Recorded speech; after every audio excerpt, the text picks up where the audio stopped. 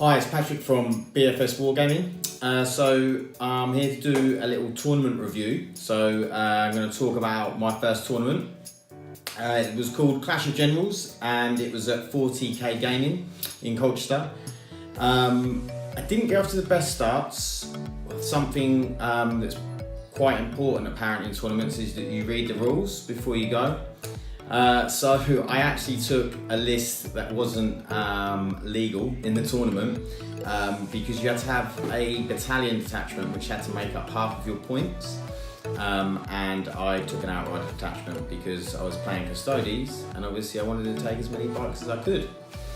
So this was an issue because I didn't take any other models with me apart from the list I had, which was one shield captain, 3 sets of 3 jet bikes and 3 terminators. So a guy called Tom came to my rescue. He happened to have some Custodes in the car. So we had to proxy some models at the beginning. I quickly nipped home and Tom stepped in for me. Unfortunately, I'm doing this review on my own because Neil couldn't be here because we couldn't do it on the day due to time. Yeah, he couldn't be here, but I'll go through his list as well. So I changed the list last minute. Obviously made a battalion list, so we just had 3 sets of 3 with spears. These aren't WYSIWYG because I didn't actually use these. I used 3 of Tom's models. So yeah, he was a bit of a legend. The organisers were really good. They understood. There was a couple of us that done it. And they let us sort it out, and it was all cool. But yeah, big thanks to Tom.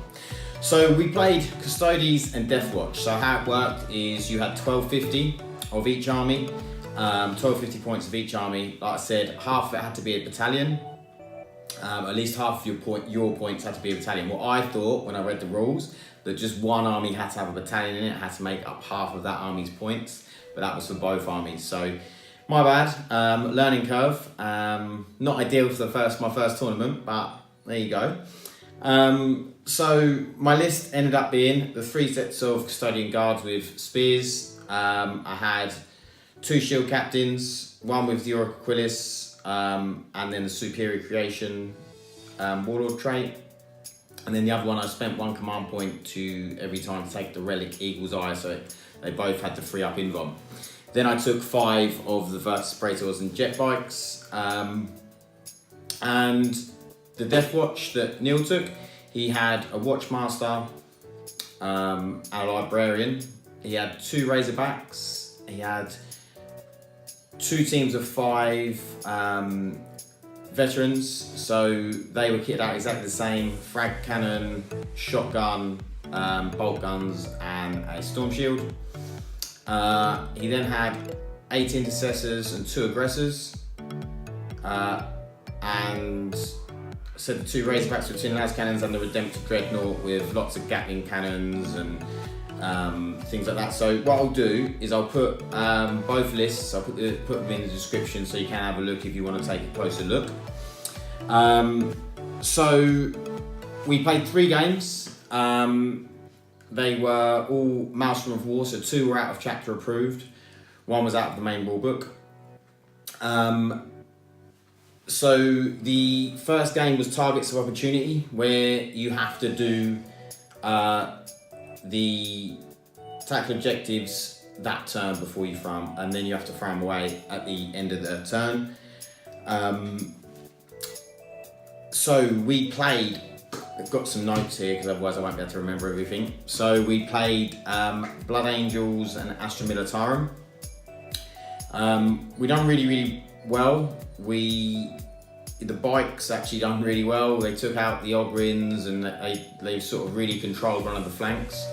And then took out pretty much, with one of the shield captains, took out the Death Company from the Blood Angels.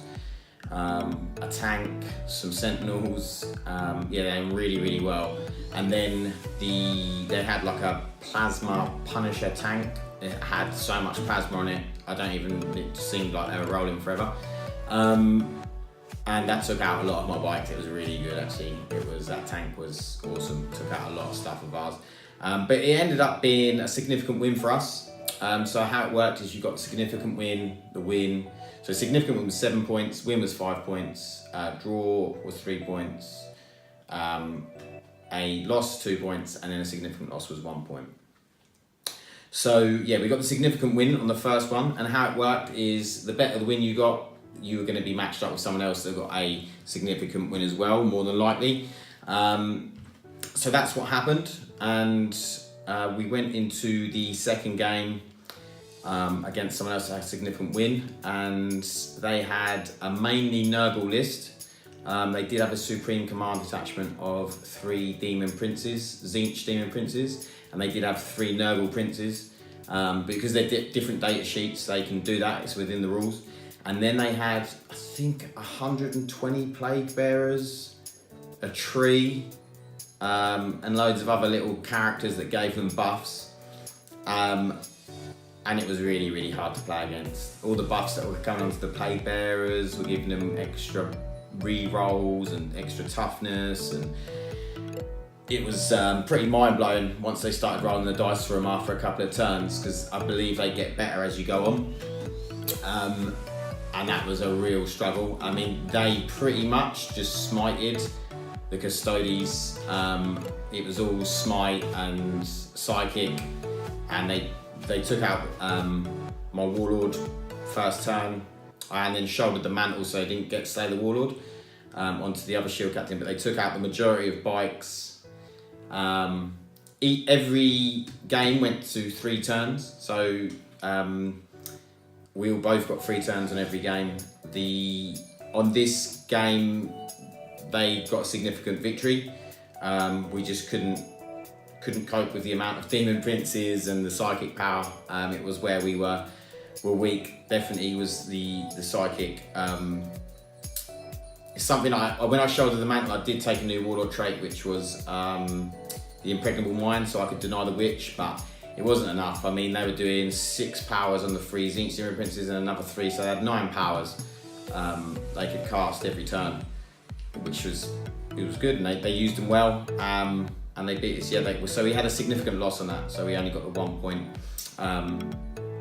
But that team that we did lose against did go on to win the tournament, so that's not too bad. Then the third game was against some Custodes and Astra Militarum. So we played some more Militarum, so Custodes versus Custodes. This was a really, really good game.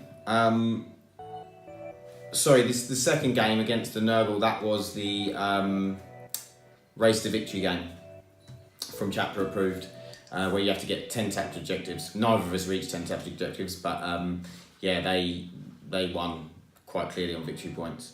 And then the third game was the Cleanse and Capture. So you also get points for killing an enemy unit. Got victory points for that, and then the tapped objectives as well. Really, really good game. Great guys. Everyone we played was really, really good. I mean, for my first tournament, loads of people coming up and talking to me, giving me hints and tips on stuff after games, especially Mark, who had the Nurgle list. He was really, really good, actually. He's a very experienced player. He was giving me some hints and tips. Yeah, so the third game against Custodes Militarum. Don't like playing against Custodes. They're pretty hard to get rid of.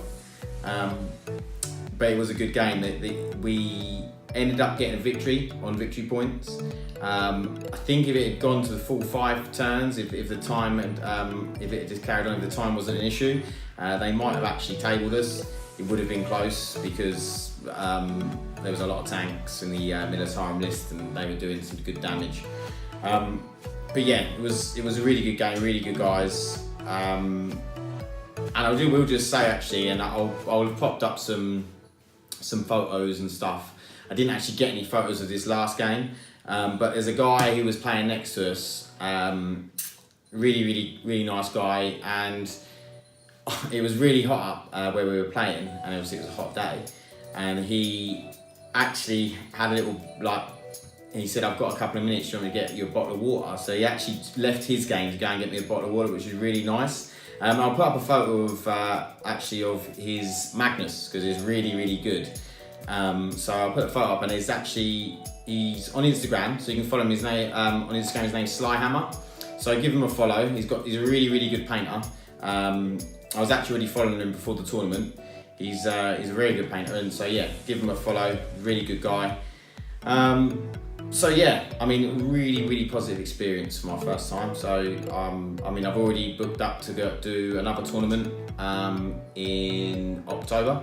So I loved it. I honestly think if you can get to a tournament, a local tournament, if you like being a little bit competitive, and to be honest, just getting in amongst that community, I thought it was really good. It was organised really well. So the guys at 40k done a great job. Everything ran to time, exactly how they said it would. It was fantastic, and there was awards at the end, and the losers got cash prizes, which was really good. Yeah, just a really good day all round. No complaints. Yeah, just really good. I will. I said I've got another one in October, which is going to be a 1750 list, and it's going to be teams of 3, but you play individual matches. But I'll obviously do a review on that. We'll go into that. But yeah, I hope you enjoyed the review of Clash of Generals, or COG doubles. It happens every year in Colchester, so if you want to get involved next year, then I'll put the link down to 40k. I'll put the link down to Slyhammer for his Instagram. Obviously there'll be our Instagram link down there as well. And a link for Mad Gaming Range, our sponsors. So yeah, I'll see you in the next one.